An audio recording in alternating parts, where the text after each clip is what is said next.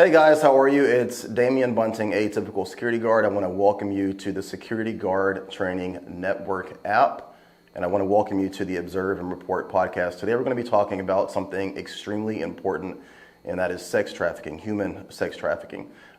Here in Portland, Oregon, this is a major issue, mostly due to the access to ports.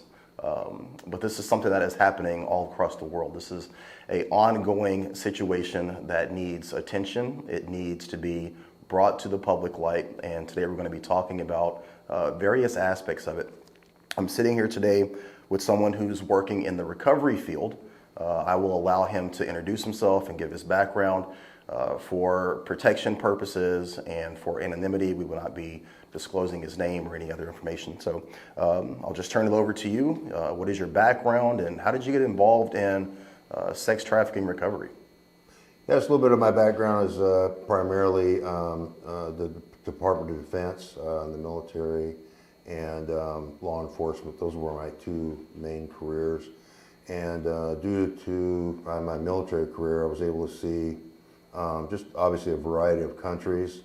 And during those events, I noticed and started becoming more and more aware of the human sex trafficking problem around the world.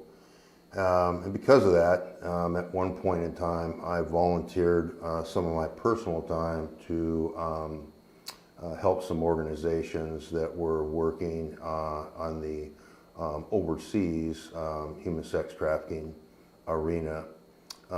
Worked with them for a little bit, and then at one point in time, they were all doing great work, but at one point in time I decided that I was going to start our own nonprofit to address that environment. I was fortunate that I had a couple of businesses, which I still have, and I decided that in order to do it, I was going to have to help fund it initially, because until you have really a story to tell, it's pretty difficult to find people to donate money to do this.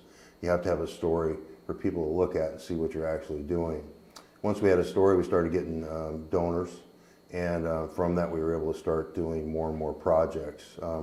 Right now we have a footprint in 3 major countries, and we are currently building 3 additional countries, and I can talk a little bit about the work that we do there. Started researching and doing a lot more about the type of people I wanted on the board. We developed an exceptional board, a group of people that were retired from a lot of major organizations that had experience in that field, especially in the enforcement and prosecution portion of human trafficking. We pulled those people together, and at one day we sat in a room and came up with the missions that we wanted to do. And from that we started with 3 major countries that we wanted to work on. I'll refer to them as country A, B, and C. One country was very unique because of the challenges they had with child brides. And the second country was very unique, and then also had a challenge of child brides and organ harvesting. And the third country was a war zone. And so each created its own unique culture, unique religions and history of religions in each country, which required a very challenging way to approach people in the area to try to mitigate the problem of sex trafficking. I think that it's interesting to hear these things. You know, we watch movies and we watch television, we watch documentaries. Clearly people are aware that this is happening, but just to have you describe what you're aware of and what you're involved in, it's almost like there's a disconnect of the reality of it.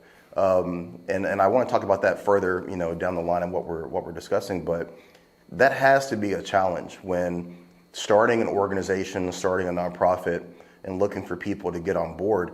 When you talk about sex trafficking, you talk about human trafficking, you talk about organ harvesting. If anyone was going to give any money to any organization, you would think right off the bat that would be such an easy sell. It's interesting for me to hear you say that right out of the bat, you know, right out of the gate, with your experience, with your knowledge, with what you have seen and what you're doing, that when you started that, you really had to fund that yourself, and that people just weren't, you know, coming out of the woodwork to help with that. You would think that based on the subject matter, that people would be so, so much more willing. What do you think about that? Well, it's a challenge and it's awareness, and the COVID, for example, COVID was a huge breakthrough for us because we had one country A, that we could not really break the barrier of getting in and having the access to the women that we were most focused on, 12 to 18-year-old women, and they had been forced into the sex trade, and but luckily. For us, COVID was a windfall in that although they wouldn't let us have contact with the women initially, everyone has a love for children. Even some of the worst people in the world, the most evil people in the world, still can have a heart for children. And not all of them, but some of them will. And so one large brothel that we couldn't get into, that we wanted to because we knew there was about 500 to 800 women that were in there, that were 12 to 18 years old, had been forced into sex labor. They had already had children, and so we made the offer of what if we feed those families? What if we feed those children and feed those young women that are of that age group, our focus group?